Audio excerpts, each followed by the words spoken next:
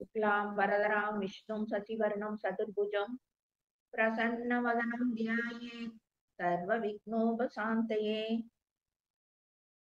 ओम नमः शिवाय परमेश्वराय शशिशेखराय नमो ओम भवाय गुणचंबवाय शिवतांडवाय नमो ओम। गुरु ब्रह्मा गुरु विष्णु गुरुदेवो महेश्वरा गुरु साक्षात् परब्रह्म तस्मै श्री गुरवे नमः। ओम सौं सरवणभव श्रीं ह्रीं क्लीं क्लौं சௌம் நமக. என்னை வழி நடத்தி கொண்டிருக்கும் அனைத்து குருவார்களுக்கும் என்னுடைய வணக்கங்கள். குருவருள் ஆன்மீக மையத்தில் இணையிருக்கும் அத்தனை ஆத்மாக்களுக்கும் என்னுடைய வணக்கத்தை தெரிவித்துக் கொள்கிறேன். நம்ம இன்னைக்கு பார்க்கக்கூடிய தலைப்பு இச்சாசக்தி. இச்சாசக்தினா என்ன?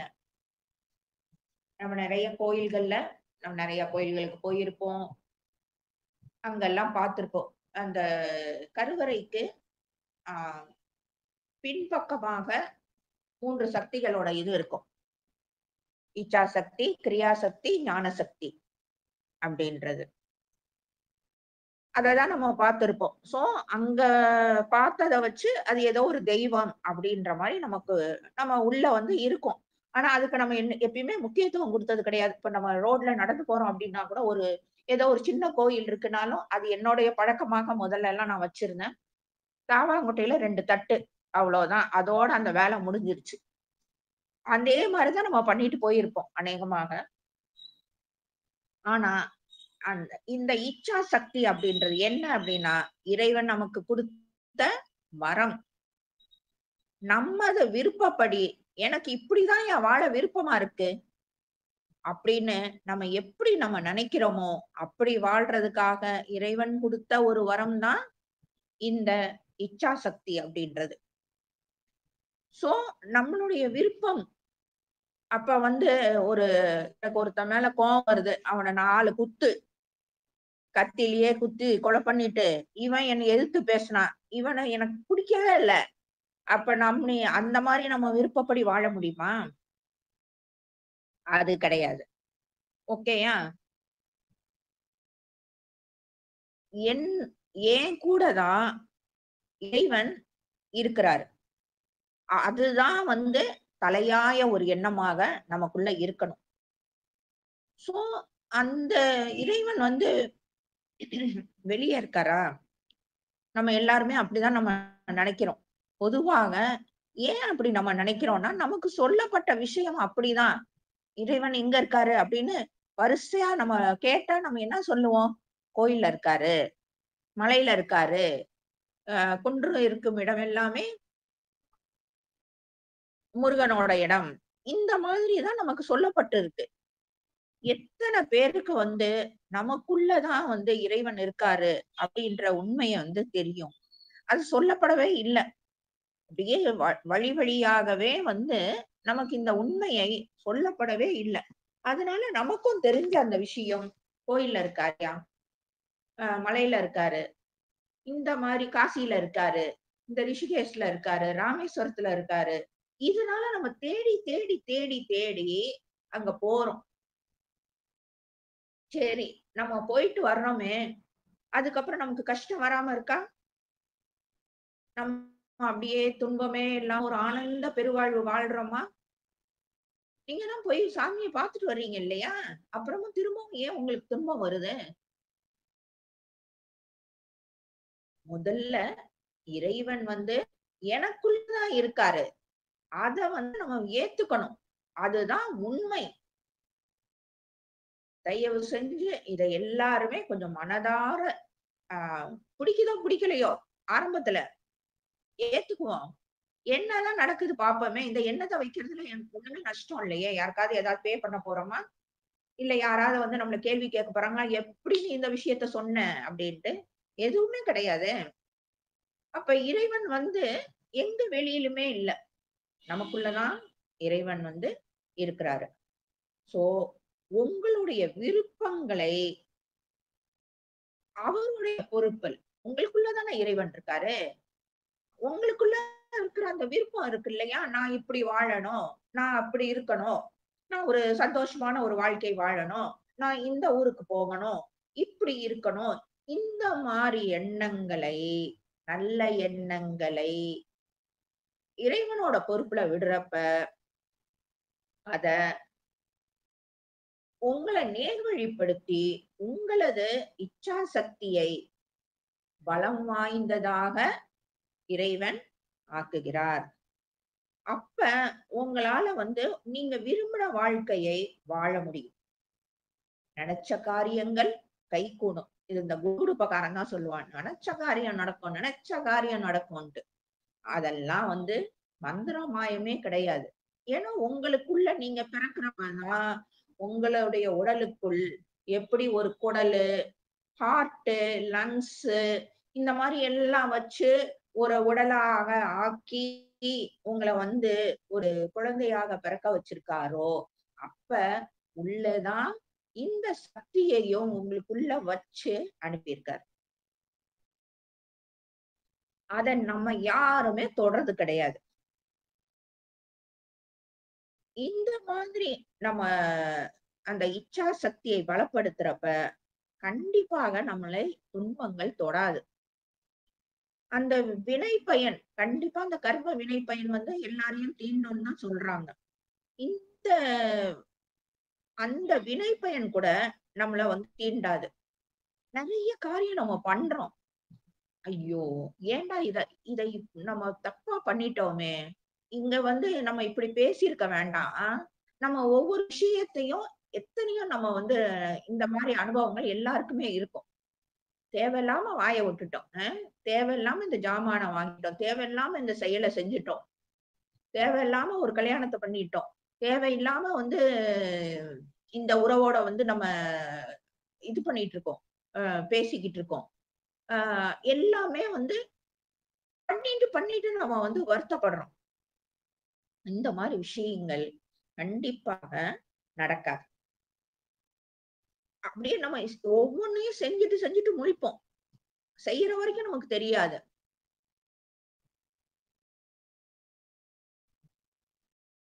என்னுடைய இறைவன் என் கூட தான்யா இருக்காரு. எனக்குள்ள தான் இருக்காரு. இறைவன பத்தி உங்களுக்கு தெரியாம இருக்கலாம். ஆ இறைவன் இருக்காரு. ஓகே. அங்க நான் கண்ணுக்கு முன்னாடி சிலையா பார்க்கிறேன்யா, விக்கிரகமா பார்க்கிறேன். அவர வுட்டுட்டு எனக்குள்ள இறைவன் இருக்காருன்னா, நீ எப்படி நம்ப சொல்ற என்ன? தாராளமா கேள்வி கேட்க முடியும். உங்களால உணர்வு நிலையில பார்க்க முடியாம இருக்கலாம். உங்களுக்குள்ள இருக்கும் அந்த இறைவனை உங்களால அந்த உணர்வான நிலையில் இப்ப விக்கிரகத்த பார்த்து நம்ம கையெடுத்து கும்பிடுறப்ப, கண்கள்ல ஆனந்த கண்ணீர் வர்றப்ப, அது உணர்வு நிலையில இருக்கீங்க. ஆனா உங்களுக்குள்ள இருக்கும் கடவுளை நீங்க உணர்வு நிலையில் பார்க்க முடியாம இருக்கலாம். ஆனா ஏத்துக்கோங்க. சரியா என்னதான் ஆகப் போது? ஒண்ணுமே நம்ம கைய அறுத்துட்டு காசு ஒண்ணும் குடுக்க போறது இல்லையே! வேற ஒண்ணுமே பண்ணலையே! எவ்வளவோ பண்ணிட்டோம். இத பண்ண மாட்டோமா? அப்படின்ற மாரி ஏத்துக்குவோமே! ஏத்துக்கிட்டு அந்த இறையாற்றலை முழுக்க முழுக்க அக்செப்ட் பண்ணிக்கோங்க. அந்த அக்செப்ட் பண்ணிக்கிட்டீங்கன்னா, உங்களால ஒரு கட்டத்தில் எல்லா புகழும் இறைவனுக்கே. கண்டிப்பாக உங்களாலேயும் சொல்ல முடியும். ஏன்னா, உங்களுக்குள்ள தான் அந்த இறைவன் இருக்காரு. உங்களுக்குள்ள தான் அவரு எல்லாமே பண்றாரு. உங்கள் மூலமாக எல்லாம் நடக்குது. அப்ப நீங்க தான்யா எல்லாமே பண்றீங்க. இந்த இதுவும் நீங்க தான் பண்றீங்க. அப்படின்ற மாரி ஒரு பொறுப்ப ஒப்படைச்சிடுறது. நம்ம எதுக்கு வந்தோம்? வாழ்றதுக்கு தானே வந்தோம். ஆனா வாழ்ந்துகிட்டு இருக்கோமா? எங்க வாழ்றோம்? எங்க வாழ விடுறாய்ங்க? இப்படிதான் எல்லாருடைய மனதோட குரல் கேக்குது. ஆனா அழுறோம், புலம்புறோம், பயப்படுறோம். இப்படிதான் எல்லாருடைய இதுவும் போய்க்கிட்டு இருக்கு. ஆனா வந்ததும் நம்ம வாழ்க்கைய வாழ்றதுக்கு, சந்தோஷமாக வாழ்றதுக்கு. அதுக்கு தான் வந்தோம். ஆனா அழுது புரண்டு எப்ப பார்த்தாலும் துக்கத்திலேயே இருக்கும். ஆனா பகவத்கீதையில கூட பகவான் என்ன சொல்லியிருப்பார்னா, இந்த துக்கம் ஆனது. இதுவும் சொல்லியிருப்பார். ஆனா இப்ப இருக்கிற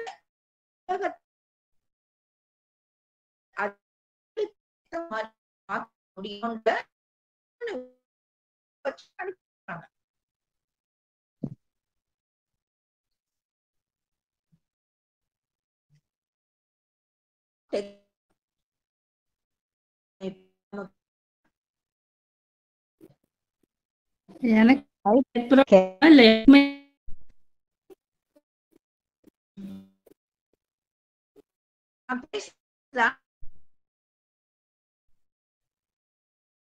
எனக்கு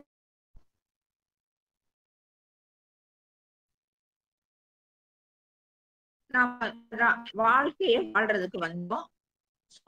இறைவனை பத்தி நம்ம கிட்ட கேக்குறாங்கன்னு வச்சுக்கோங்க.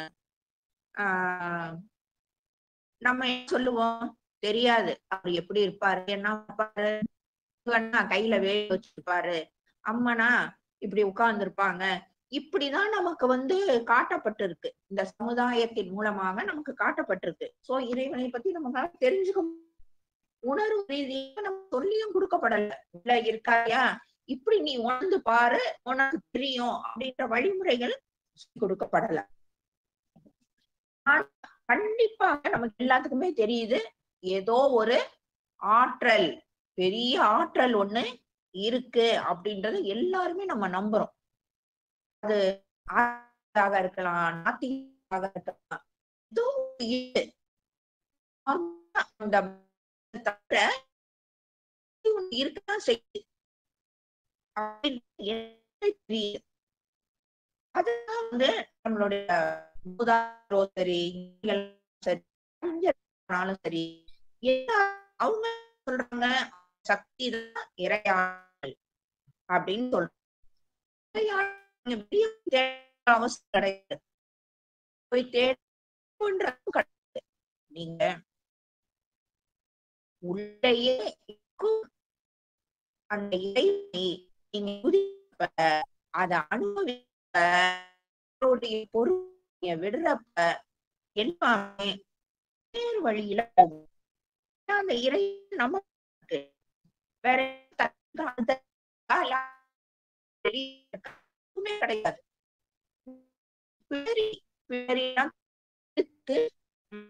கழித்தோட பின்பா அது தூரமா இருக்கும். அது இறை நமக்கு பக்கத்துல இருக்க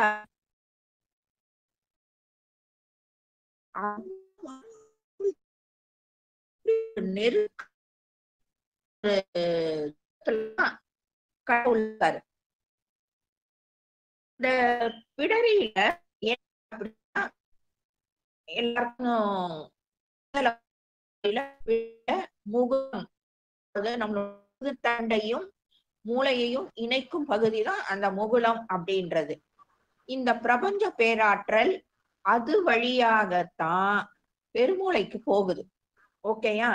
அந்த பெருமூளைக்கு போய் அங்க கலெக்ட் ஆகுது. அதுக்கப்புறம் இந்த தண்டுவட மூலமாக நம்மளுடைய உடல் முழுவதும் அந்த பிரபஞ்ச பேராற்றல் பரவுது. சோ இது அதுதான் சொல்றேன், இதை விட பக்கத்துல இருக்காரு என்னுடைய இறைவன் அப்படின்றத நம்ம ஏத்துக்கணும். ஏத்துக்கிறதுல ஒண்ணுமே நஷ்டம் இல்லையே. அத நீங்க அனுபவிக்காம இருக்கலாம், நீங்க உணராம இருக்கலாம், ஆனா ஏத்துக்குவோம். ஏத்துக்கிட்டு சரி இந்த வழியில தான் போய் பார்ப்போமே அப்படின்றது. நிறைய பேர் அதுதான் நான் சொன்னேன். இறைவன் அப்படின்னா எங்க இருக்காரு, எப்படி இருப்பாரு அப்படின்னு ஒரு கேள்வி கேட்டா கோயில்ல இருக்காரு, மலையில இருக்காரு இப்படி சொல்லலாம். நிறைய பேர் ஒவ்வொரு மதத்துல ஒவ்வொரு மாதிரி இறைவனை கொண்டாடுறாங்க, துதிக்கிறாங்க, எல்லாமே பண்றாங்க. உருவ வழிபாடு, சில பேர் அருவமாக கும்பிடுறாங்க, சில பேர் இயற்கை தான் கடவுள் அப்படிங்கிறாங்க, சில பேர் தனக்குள்ளேயே தான் இருக்கிறார் அப்படிங்கிறாங்க. அத்வைதம், துவைதம் இது எல்லாமே இறைவனை ஒவ்வொரு நிலையில சொல்லப்படுகிறது. சோ அப்போ எல்லாருமே இறைவன் இருக்காருன்றத ஒத்துக்கிறாங்க. ஆனா அது வேற வேற மாதிரி அவங்க ஒத்துக்கிறாங்க. ஒவ்வொருத்தவங்க என்ன சொல்லுவாங்க, கடவுள் எங்க இருக்காருன்னா வானலாம் இந்த மாதிரி எல்லாம் ரொம்ப தூரத்துல எங்கேயோ தள்ளி இருக்காரு. அதே மாரி படைக்கும் படைக்கும் ஆற்றல் கொண்ட ஒரு ஒரு கடவுள் வந்து ஒரு தூரத்திலயும், அதையும் தாண்டி ஒரு தூரத்துல தான் வந்து மெயின் கடவுள் இருக்காரு. அப்படின்ற மாரி எல்லாம் வந்து அவங்களுக்கு தோணுனத அவங்க சொல்லிக்கிட்டே தான் இருக்காங்க. நெறைய விஷயங்கள் நடந்துகிட்டே தான் இருக்கு. ஆனா, திரும்ப திரும்ப சொல்றது, கடவுள் என்னோட தான் இருக்காரு. அதுதான் நீங்க வந்து கடவுள கடவுள வணங்குறத விட, உங்களுக்குள்ள அ இப்ப நம்ம வீட்டுக்கே வந்து ஒரு உறவினர் வர்றாங்கன்னு வச்சுக்கோங்க. ஆ சாதாரணமாக நமக்கு பிடிச்சதோ, இல்ல ஒரு நடுநிலையான ஒரு உறவினர் வர்றாங்க அப்டின்னா, நம்ம என்ன பண்றோம்? உடனே தண்ணி குடுக்குறோம். அதுக்கப்புறம் ஒரு காஃபி குடுக்குறோம். அதுக்கப்புறம் இருந்து சாப்ட்டு போங்க அப்படின்னு சொல்றோம். இல்ல ஊர்ல இருந்து வந்தவங்களா இருந்தா 4 நாள் தங்கிட்டு போங்கன்னு சொல்றோம். அவங்கள என்ன பண்றோம்? கௌரவப்படுத்துகிறோம். இல்லையா? உன்னுடைய உறவு எனக்கு தேவை அப்படின்றத அவங்கள வந்து கௌரவப்படுத்துறோம். இதெல்லாம் செய்யறது மூலமாக. அதே மாரி அந்தந்த ரிலேஷன்க்கு வந்து இப்ப சில தள்ளி இருக்கிற உறவினர்கள் அப்டின்னா வந்து, அவங்களுக்கு ஒரு மாரி நம்ம பண்ணுவோம். இல்ல குளோஸ் ரிலேஷன்ஸ் நம்மளுடைய அ ரத்த உறவினர்கள் அப்டின்னா, அவங்களுக்கு ஒரு மாரி இம்பார்ட்டன்ஸ் குடுப்போம். அப்ப இது மூலமாக அவங்கள நம்ம என்ன பண்றோம்? அந்த உறவுகளை நாம அந்த ஆட்களை இல்லாம, அந்த உறவுகளை நாம கௌரவப்படுத்துறோம். ஓகேயா? அதே மாரி தான், இந்த மாரி நீங்க வந்து இறைவன் என்னோட இருக்கிறாரு. எனக்குள்ள இருக்கிறாரு அப்படின்னு நீங்க சொல்லி அத ஏத்துக்கிறதே அவர பெருமைப்படுத்துற ஒரு விஷயம். அதுக்காக தானே அவரு வெயிட் பண்றாரு.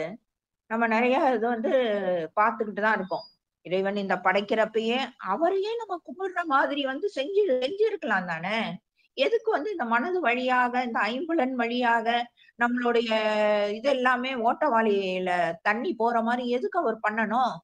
அவரே வந்து எல்லாத்தையுமே டிசைன் பண்ணி இது பண்றப்ப, அவரையே கும்பிடுற மாரி நம்மள டிசைன் பண்ணியிருந்தா, இந்த பிரச்சனையே இல்லையா? அப்படின்னு பேசுறவங்க இருக்காங்க. ஆனா, அவருக்கு என்ன அப்படின்னா, என்ன வந்து நீயா தேடி கண்டுபிடிச்சு, என்ன வந்து அடையணும் அப்படின்றது தான் அவருடைய விருப்பமாக இருக்கிறது. அப்படிதான் அந்த 36 தத்துவங்களும் எல்லாமே வந்து ஆதியிலிருந்து வர்றது அத்தனையுமே அததான் சொல்லுது. அப்ப நமது ஆ அப்படி நீங்க வந்து கௌரவப்படுத்துறீங்க. அதாவது அவர ஏத்துக்கிட்டு நம்ம கௌரவப்படுத்துறோம். அதாவது நமக்குள்ள தான் அவர் இருக்காரு அப்படின்றத ஆ ஏத்துக்கிட்டு அப்ப அவர் என்ன பண்றாரு பதிலுக்கு? உங்களது செயல்பாடுகளை சிறப்பாக வைக்கிறாரு. நாம அதுல மனசுல இருக்கிற இந்த ஆசைகள் தான் நம்மள போட்டு ஆட்டி பாடா படுத்துது. ஓகேயா? அப்ப அது எப்ப படுத்துது? நான் கேட்டேன் இல்லையா? கோயிலுக்கு போறீங்க. இங்க இருந்து நம்ம அ இந்த சவுத் சைடு இருக்கவங்கலாம் நம்ம என்ன பண்ணுவோம்? காசிக்கு போவோம். அங்க ரிஷிகேஷ் போவோம். அங்க தான் கடவுள் இருக்காருன்ட்டு அங்க தேடி தேடி போவோம். அங்க தேடி போய் கும்பிட்டுட்டு, காசியில போய் குளிப்போம். என்னுடைய கர்மாலாம் கழியட்டும்ன்ட்டு. திரும்பவும் அதே ஒரு வாழ்க்கைய தான் நம்ம வாழ்ந்துகிட்டு இருக்கோம். இத வந்து நான் சொல்றதுல வந்து ஏதோ மாறுதல் இருந்தா நம்ம அப்புறம் பேசுவோம். ஆனா, அதே வாழ்க்கை தான் நமக்கு தொடருது. அப்ப நம்ம போய் அது பண்றதுல என்ன இது இருக்கு? வேணா ஊர சுத்தி பார்த்தோம். அதுக்கு அப்படியே சொல்லிட்டு போலாமே! ஆனா, அவரு எங்கேயோ இருக்காருன்னு நம்ம நினைக்கிற அந்த எண்ணம் தான் நமக்கு துன்பத்தை கொடுக்கிறது. அத எல்லாரும் நல்லா தயவு செஞ்சு புரிஞ்சுக்கணும். அதாவது நீங்க இன்டைரக்ட்டா இன்னொன்னு கூட சொல்லலாம். நமக்குள்ள இறைவன் இல்ல அப்படின்றத நீங்க அ அந்த எண்ணம் உங்ககிட்ட இருக்கிறதுனால, உங்களுக்கு அந்த துன்பம் தொடருது. நீங்க வெளிய போய் கும்பிட்டு வந்தாலும், எங்கெங்கேயோ போய் நீங்க வந்து வேண்டுதல் வச்சுட்டு வந்தாலும், அந்த துன்ப வாழ்க்கை தொடர தான் செய்யுது. அப்ப நீங்க வந்து அந்த உண்மைய வந்து தெரியல உங்களுக்கு. அந்த உண்மை தெரியாத பட்சத்தில், நீங்க திரும்பவும் துன்பத்துக்கு தான் ஆளாகுறீங்க. சரி ஓகே. நம்மளுடைய எல்லாரையும் கேட்டாலும், "உன்னுடைய எதுக்கு நீ வந்த? எதுக்கு உன்னுடைய பிறவி என்ன? எப்படி வாழணும்?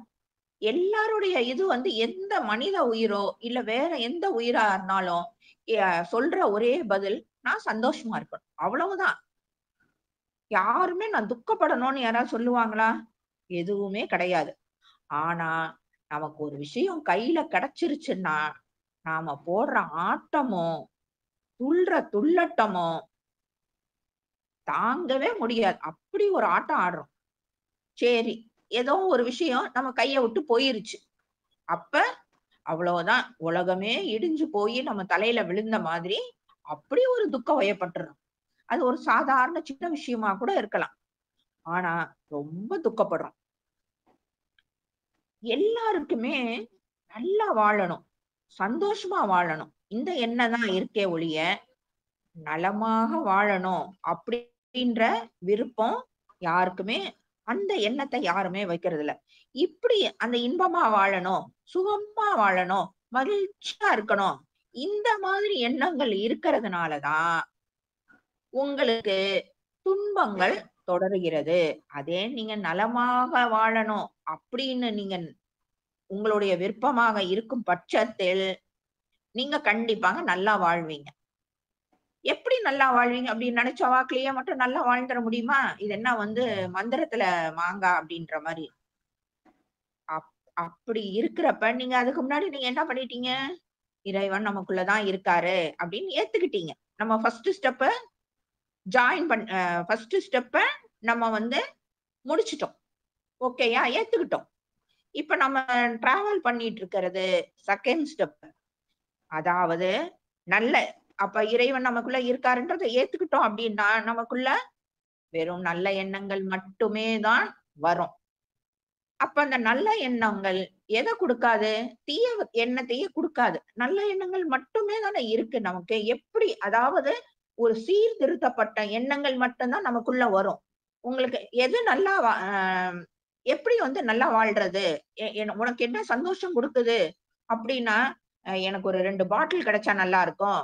நான் வந்து கையில வந்து இத்தன கோடி இருந்தா நல்லா இருக்கும். அப்படி உங்களால நினைக்கவே முடியாது. நீங்க தான் வந்து அந்த இறைவன் உங்களுக்குள்ள இருக்காருன்றத ஏத்துக்கிட்டீங்க இல்லையா? அப்ப உங்களால இந்த மாதிரி எண்ணங்களே வராது. அத வந்து நல்லதா கரெக்ட்டா புரிஞ்சுக்கணும். ம் நல்லவைகளை மட்டும் தான் நம்ம வந்து அடையணும் அப்படின்ற எண்ணம் மட்டும் தான் நமக்குள்ள ஆழமாக இருக்கும். அந்த எண்ணம் இருக்கிறப்ப உங்களுக்கு துன்பம் வருமா? கண்டிப்பாக வராது. ஏன்னா, அந்த இறைவனை நம்ம வந்து என்ன பண்ணிட்டோம்? அக்செப்ட் பண்ணிட்டோம். அங்கீகாரம் பண்ணிட்டோம். ஆமா, எனக்கு அந்த உண்மை தெரிஞ்சிருச்சுயா, எனக்குள்ள தான் இருக்காரு அப்படின்ற உண்மைய நம்ம தெரிஞ்சு, அவர வந்து அக்செப்ட் பண்ணிட்டோம். அப்ப அவர்கிட்ட அந்த பொறுப்ப குடுத்துட்டோம். ஐயா நீங்க தான்யா எல்லாமே நான் பார்த்துட்டேன். நீங்க தான் எல்லாமே பண்றீங்க அப்படின்ட்டு பொறுப்ப அவர்கிட்ட குடுக்குறப்ப, உங்களுக்கு நல்ல எண்ணங்கள் மட்டும் தானே வரும். சோ, அந்த பிரபஞ்ச பேராற்றலோ, இறைவனோ எனக்குள்ள தான் இருக்குது அப்படின்ற செயல வந்து பெருமைப்படுத்தக்கூடிய ஒரு விஷயம் தான் இறைவன. இல்ல பிரபஞ்ச பேராற்றல். என்ன உங்களுக்கு அந்த இது வச்சுக்கணுமோ, அவங்கவங்க வச்சுக்கலாம். அப்ப அடுத்து வந்து நம்ம என்ன பண்ணணும்? நல்ல வாழ்க்கை என்னென்ன வேணும்? அப்படின்றத நம்ம வந்து ஒரு வரமுறைக்குள்ள கொண்டு வரோம். நல்ல வாழ்க்கை. நல்லது தான் செய்யணும். அடுத்தவங்களுக்கு நல்லது செய்யணும். நல்ல எண்ணம். ஓகேயா? நம் வாழ்க்கையை முக்கியமாக இந்த பாயிண்ட்ட எல்லாரும் கவனிங்க. நம்ம வாழ்க்கையை நம்ம விருப்பப்படி யாருடைய கட்டுப்பாடுமே இல்லாம, யாருடைய அறிவுறுத்தலும் இல்லாம நம்மளுடைய வாழ்க்கையை வாழ்றதுக்கு நம்மளது இச்சா சக்தியை நாம் பயன்படுத்த வேண்டும். இது ரொம்பவே முக்கியமான விஷயம். அதனால தான் ஸ்டெப் பை ஸ்டெப் நம்ம பார்த்துக்கிட்டே வரோம். ஃபர்ஸ்ட் வந்து அந்த இறைவன நமக்குள்ள தான் இருக்காருன்றத நம்ம அக்செப்ட் பண்ணிட்டோம். அதுக்கப்புறம் நல்ல எண்ணங்கள், இத மட்டுமே நம்ம வந்து இது பண்றோம். அந்த நல்ல எண்ணத்துல அடுத்தவங்களுக்கு நல்லது பண்றது, அதே மாதிரி அ சர்வீஸ் பண்றது, இந்த மாரி விஷயங்கள் எனக்குள்ள வந்து நான் இப்படி இருக்கணும், அப்படின்ற மாரி இதெல்லாம் வந்து அந்த நல்ல எண்ணத்துல கொண்டு வர்றோம். அந்த எண்ணத்துல நீங்க முக்கியமாக வச்சுக்க வேண்டியது, அதுதான் இந்த பாயிண்ட். திரும்பவும் சொல்றேன், நம்ம வாழ்க்கையை நாம விருப்பப்படி உங்களால தப்பா நினைக்க முடியாது. நான் விருப்பப்படின்னா, நான் எப்படி வேணா இருந்துக்க முடியுமா? அப்படின்றது மனசுல யாருக்காவது தோணலாம். ஏன்னா மனித மனம் அப்படியானதுதான். நம்ம வாழ்க்கையை நம்ம விருப்பப்படி யாருடைய கட்டுப்பாடும் இன்றி, யாருடைய அறிவுறுத்தலும் இல்லாம நம்ம வாழ்க்கையை நாம வாழணும். அதுக்காக நம்மளுடைய இச்சாசக்தியை நாம பயன்படுத்தணும். அதை பலப்படுத்தவும் வேண்டும். நமக்குள்ள அந்த இச்சாசக்தியானது ஒரு பொக்கிஷமாக நான் ஏற்கனவே சொன்னேன். உள்ள வந்து ஹார்ட், லங்ஸ், கிட்னி இதெல்லாம் வச்சு அனுப்புற மாரி நமக்கு இச்சாசக்தியையும் பொக்கிஷமா தான் வச்சு அனுப்பியிருக்காங்க. நம்ம தான் கேஷ் பாக்ஸ திறக்கிறதுக்கும், இந்த நகைப்பெட்டிய திறக்கிறதுக்கும், இந்த பாட்டில திறக்கிறதுக்கும் இருக்கிற அதெல்லாம் ஓப்பன் பண்ணி பார்க்கிற இன்ட்ரெஸ்ட் நமக்குள்ள இருக்கிற அந்த இச்சாசக்திய அப்படின்ற பொக்கிஷத்த திறந்து பார்க்கறதுல இருக்கா? ஆஹ. நம்ம அதே மாரி நம்ம வானத்திலயும் சரி, பூமியிலயும் நெறைய விஷயங்கள் கொட்டி கிடக்கு. அதெல்லாம் அனுபவிக்கிறதுக்கு இந்த பிரபஞ்சத்துல பிறந்த அத்தன உயிர்களுக்கும் உரிமை இருக்கு. அதே மாரி தான் நமக்குள்ள இருக்க அந்த இச்சா சக்தியையும் பயன்படுத்துறதுக்கு நமக்கு உரிமை இருக்கு. அத விட்டுட்டு என்ன அத எடுத்தீங்கன்னா, அந்த சாவிய எடுத்து அத திறந்துட்டீங்கன்னா, எங்கேயோ போயிரலாம். ஆனா, நாம தான் அத திறக்கிறது கிடையாது. நம்ம என்ன நெனைக்கிறோம்? யாராவது நமக்கு அப்படியே, "ஆஹா! நீ கஷ்டப்படுறியா? அச்சோ! எனக்கு ரொம்ப மனசு வலிக்குது." அப்படின்ட்டு நமக்கு அப்படியே ஒரு அந்த கஷ்டத்த தூண்டி விடுற மாரி பேசுறதோ, இல்ல ஒரு ஆறுதல் குடுக்குற மாரி, அந்த ஆறுதல் எல்லாம் சொல்றப்ப நமக்கு அப்படி ஒரு ஆனந்தமா இருக்கும். இல்ல ஒரு வயதானவங்க அப்படின்னா, பிள்ளைகள் நம்மள பார்த்துக்குவாங்க அப்படின்ற ஒரு பெரிய நம்பிக்கைய வச்சுக்கிறது. இல்ல ஒரு பிள்ளைகள் அப்படின்னா, நமக்கு பெரியவங்க இருக்காங்க. அவங்க பார்த்துக்குவாங்க. இந்த மாதிரி எல்லாம் தப்பான முறையில் உங்களது வாழ்க்கையை நீங்க பார்த்துக்காம, உங்களது வாழ்க்கையை பிறருடைய காலடியில வைக்கக்கூடாது. உங்க வாழ்க்கைய நீங்க தான் டிசைன் பண்ணணும். ஏன்னா, அடுத்தவங்களுடைய காலடியில ஏன்னா இதுதான் ரொம்ப சந்தோஷமா இருக்கும். எனக்கு பார்த்தீங்கன்னா 10 பசங்க இருக்காங்க. ஒவ்வொருத்தன் வீட்லயும் ஒவ்வொரு வேள சாப்பிட்டா கூட என்னுடைய ஆயுள் முடிஞ்சிருச்சு. எனக்கு பார்த்தீங்கன்னா, ஒரு தெரு முழுக்க வீடு இருக்கு. எனக்கு வந்து காசு கொட்டி கிடக்கு. இந்த மாதிரி வந்து நம்மள ஏமாத்திக்கிறோம் அப்படின்னா, கடைசியில மிகவும் துன்பத்துக்கு தான் ஆளாகும். நமக்கு இது எவ்வளவோ வந்து இதுக்கான எக்ஸாம்பிள்ஸ் எல்லாம் நம்ம பார்க்கிறோம். அந்த உலக வாழ்க்கையில நம்ம பார்த்துட்டே தான் இருக்கோம். இந்த மாதிரி அடுத்தவங்களுடைய வாழ்க்கையில அவங்களுடைய விருப்பப்படி, அவங்களுடைய இச்சைப்படி நீங்க வந்து உங்களுடைய வாழ்க்கைய அவங்களுடைய காலடியில போட்டீங்கன்னு வச்சுக்கோங்க. என்ன ஆகும்? உங்களுக்குள்ள குடுக்கப்பட்ட அந்த பொக்கிஷம் என்ன ஆகுது? வேஸ்ட்டா போயிருது. வீக்கா போயிருது. அவ்ளோ ஒரு பலமான ஒரு விஷயமானது. அதனால நீங்க என்ன நெனச்சாலும் அங்க நடக்கிறது கிடையாது. என்ன அடுத்தவங்களுடைய கட்டுப்பாட்டுக்கே தான் நீங்க போயிர்றீங்க. அப்ப அது வேஸ்ட்டா போயிருது. உங்களுக்கு குடுக்கப்பட்ட உடம்பு வந்து உங்களுக்கு எப்படி வேஸ்ட்டாக சில சமயத்துல போயிருமோ, அதே மாதிரி அந்த ரொம்ப அருமையான ஒரு பொக்கிஷமான இச்சாசக்தி அங்க வீக்கா போயி, கடைசியில ஒரு கட்டத்துல அது செயல்படாம போயிருது. அததான் நம்ம என்ன பண்றோம்? பண்ணிக்கிட்டு இருக்கோம். அப்ப நீங்க என்ன ஆயிடுறீங்க? அடுத்தவங்களோட காலடியில உங்களுடைய வாழ்க்கையை கடத்துறப்ப, எப்பயுமே ஒரு பயத்திலேயே இருப்பீங்க. ஐயோ! இப்படி நடந்துருமோ? அப்படி நடந்துருமோ? என்ன ஆ அதுக்குள்ளேயே பயத்திலேயே மூழ்கிருவோம். எப்படி வாழ்றதுன்னே தெரியாது. இப்படி பண்ணாலும் தப்புங்கிறாங்க, அப்படி பண்ணாலும் தப்புங்கிறாங்க. என்னதான் பண்றது? அப்படின்னு அந்த வாழ்க்கையில அடி வாங்கி துவண்டு ஒண்ணுமே இல்லாம போய் வெறும் கஷ்டமே பட்டுட்டு இருக்கோம். இது எல்லாம் ஏன் நடக்குது? நம்மளால தான் நம்ம பண்றோம். ஒரு மனுஷனுக்கு 3 விதமான மனநிலைகள் இருக்கு. என்னென்ன? மகிழ்ச்சி, அப்புறம் வெறுப்பு, அப்புறம் பயம். இத அடிப்படையா வச்சு தான் நம்மளது வாழ்க்கை வந்து போய்கிட்டு இருக்கு. இதுதான் நம்மள ஆட்டி படைக்குது. ஒரு மனுஷனுக்கு ரொம்ப மகிழ்ச்சி. எல்லாமே நல்லா இருக்கு. அப்ப அத வச்சுக்கிட்டு அவன் ஆடுறான். இல்லையா? ஒரு வாழ்க்கையில இல்ல சுத்தி இருக்கிற சொந்தக்காரங்கலாம் நம்மள ஏமாத்துறாங்க அப்டின்னா, நமக்கு வெறுப்பாயிருது. அந்த வெறுப்பு உணர்ச்சி தான் நமக்கு மேலோங்கி இருக்கும். அப்ப அத வச்சுக்கிட்டு அந்த வெறுப்பு முழுக்கவே நம்மளுடைய உடல்ல தங்கி, அத வச்சுக்கிட்டு நம்மளுடைய வாழ்க்கை போகும். இல்லையா? பயம். ஏன்னா நம்ம முக்கியமாக இந்த பயம் ஏற்படுதுன்னா, நம்ம மேல நம்பிக்கை இல்லாதப்ப தான் அந்த பயமானது நமக்கு ஏற்படுது. சோ, நமது இச்சாசக்திய நம்ம வந்து நல்லா பலமா வச்சுக்கணும். அப்பதான் நமது வாழ்க்கையை நாம செம்மையாக வாழ முடியும். அந்த இச்சாசக்திய எப்படி நம்ம வந்து ஸ்ட்ராங் பண்ணிக்கிறது? அப்டின்னா, நல்ல தீர்மானங்கள். அடுத்தவங்களுக்கு உதவி பண்றது. இது இப்டி இது வேணும். நான் வந்து இப்டி ஒரு ஆற்றலோட நான் இருக்கணும். அப்டின்ற மாரி நம்மளா ஆ அதுதான் நம்மளுடைய ஆசைகள் எல்லாமே ஒரு அருமையான ஒரு நிலையில நம்ம வச்சுக்கணும். நேர்வழியில தான் போகணும். இது எல்லாத்துக்கும் மேல உங்களுக்குள்ள முதல்ல அமைதி ஏற்படணும். அது ரொம்ப ரொம்ப முக்கியம். உங்களுக்குள்ள ஒரு அமைதி ஏற்படுறப்ப, உங்களுடைய அந்த வாழ்க்கைய எப்படி நீங்க டிசைன் பண்ணணும்ன்றது உங்களுக்குள்ள எண்ணமாக அந்த இறைவன் உணர்த்துவாரு. அப்ப நீங்க ஹை லெவல்ல உங்களுடைய வாழ்க்கைய நீங்க டிசைன் பண்ணுவீங்க. உங்களுடைய குடும்பத்துக்கு, அப்புறம் உற்றார் உறவினருக்கு, அப்புறம் சமுதாயத்துக்கு எல்லாத்துக்குமே உதவி செய் உதவி செய்யறோம் அப்படின்ற பட்சத்துல, நீங்க வந்து இறைவனை வந்து பெருமை அடைய செய்யலாம். அதாவது அந்த இறைவனை நம்ம அக்செப்ட் பண்ணிக்கிறோம் இல்லையா?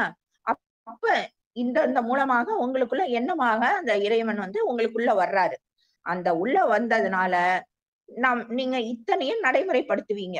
அப்ப இவங்களுக்கு எல்லாத்துக்குமே அந்த உதவி செய்யறப்ப, இன்னுமே இறைவனை அருமையாக நாம ஏத்துக்கிறோம் அப்படின்றது தான் அதுக்கான அர்த்தம். சரி, இந்த வாழ்க்கை நெறிமுறைகள்ல எல்லாருமே என்னென்னமோ சொல்லுவாங்க. நான்வெஜ் சாப்பிடாம இருக்கிறது, பொய் சொல்லாம இருக்கிறது, அடுத்தவங்கள வந்து போட்டு கஷ்டப்படுத்தாம இருக்கிறது, அப்படி இப்படின்ட்டு நெறைய அவங்களுக்கு தெரிஞ்சதான ஒரு சொசைட்டி வந்து ஒரு நெறிமுறைகளை உண்டாக்கி வச்சிருக்குது. இது எல்லாத்தையும் விட மெயின் என்ன அப்படின்னா, சுய ஒழுக்கம். மனதாலேயோ, இல்ல வார்த்தையாலேயோ, இல்ல உடலாலேயோ அடுத்தவங்களுக்கு தீங்கு செய்யாமல் நம்ம இருக்கணும். மனதால அப்படின்னா, மனசால கூட அடுத்தவங்களுக்கு நாம கெட்டது நினைக்கக் கூடாது. அதே மாரி தான் வார்த்தையில சில பேர வந்து நம்ம சுடுவோம். அந்த மாதிரி வார்த்தையாலயும் அடுத்தவங்கள வந்து துன்பப்படுத்தாம இருக்கணும். உடல்ல வந்து நெறைய விஷயங்களே வந்து நடக்கும். அந்த மாதிரியும் நம்ம செய்யாம இருக்கணும். இந்த மாதிரி அந்த சுய ஒழுக்கம் அப்படின்றது ஒரு மனிதனுக்கு மிக, மிக, மிக அவசியம். இப்ப உயர்ந்த அந்த ஒழுக்கமான மனிதர்கள் தான் நம்ம வாழ்க்கையை அழகான முறையில் வாழணும் அப்படின்றது தான் அந்த ஒரு எண்ணம் வந்துரும். அந்த எண்ணம் வர்றது இன்னும் கொஞ்சம் கடவுள வந்து நம்ம அடுத்த நிலைக்கு அக்செப்ட் பண்ணிக்கிறோம். இந்த மாதிரி அடுத்தவங்களுக்கு அந்த மனதாலேயோ, வார்த்தையாலோ, இந்த உடலாலேயோ மருந்து கூட துன்பம் குடுக்காம இருக்கோம் பாருங்க. அதுதான் உண்மையில் தவம். தவம்னா என்ன? போய் காட்டுலயோ, மலையிலயோ, மேட்டுலயோ உட்கார்ந்துட்டு கண்ண மூடிக்கிட்டு, ஒரு காவி ட்ரெஸ் போட்டுட்டு இருக்கிறதா? இல்ல. மனதாலேயோ, வார்த்தையாலேயோ, உடலாலேயோ அடுத்தவங்களுக்கு துன்பம் குடுக்காம இருக்கிறது தான் தவம். அதுதான் உண்மையான தவம். அப்படின்னாலே நீங்க வந்து அங்க அருமையான ஒரு நிலைக்கு போயிடுறீங்க. அந்த அழகான வாழ்க்கைக்கு தான் நாம வந்து தயாரா இருக்கணும். அதே மாரி நம்ம விரும்புன மாதிரியும் நம்ம வாழணும். ஏன்னா இந்த உலகத்துல நீங்க வர்றது எதுக்கு? நல்லா வாழணும். ஆனந்தமாக வாழணும். அப்படின்றதுக்கு தான் வர்றது. ஆனா அந்த ஆனந்தத்துக்கு அ டெஃபினிஷன் என்ன அப்படின்னா, அவங்கவங்க இஷ்டத்துக்கு ஒவ்வொன்னும் எடுத்துக்கணும். அப்ப வந்து ஒரு துன்பத்தையும் அதோட சேர்த்து எடுத்துக்கிறோம். நீங்க சரியான ஒரு வாழ்க்கை, ஆனந்தமான ஒரு வாழ்க்கை வாழல அப்படின்னா, உங்களுக்கு நாளைக்கு கேள்வி வரும். எங்க கேள்வி கேட்பாங்க? என்ன?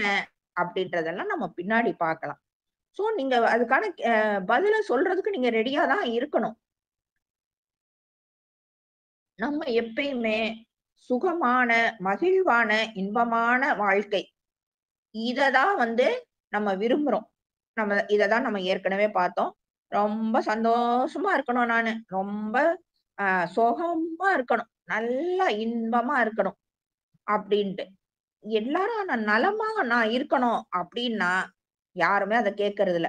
இது எல்லாமே ஒரு சுகம் வருதுன்னா, அதுக்கப்புறம் ஒரு துக்கம் வருது. ஒரு மகிழ்ச்சி வருது அப்டின்னா, அதுக்கப்புறம் ஒரு இகழ்ச்சி வருது.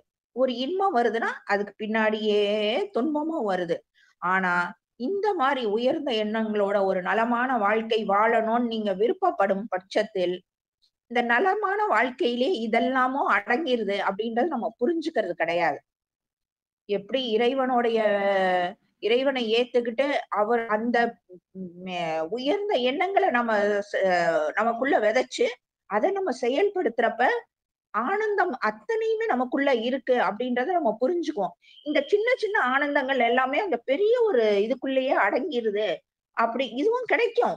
ஆனா, அதுக்கும் மேலான ஒரு விஷயம். அதாவது நமக்கு தெரியாம உங்க ரூ. 10 வேணும். கடவுள் வந்து உங்களுக்கு 10,00,00,000 குடுக்கறதுக்கு அங்க ரெடியா இருப்பாரு. எனக்கு நாளைக்கு ஒரு செலவு இருக்கு. ஒரு 10,000 குடுங்கன்னு கேட்கறது எப்படி ஒரு முட்டாள்தனமோ, அதே மாரி தான்.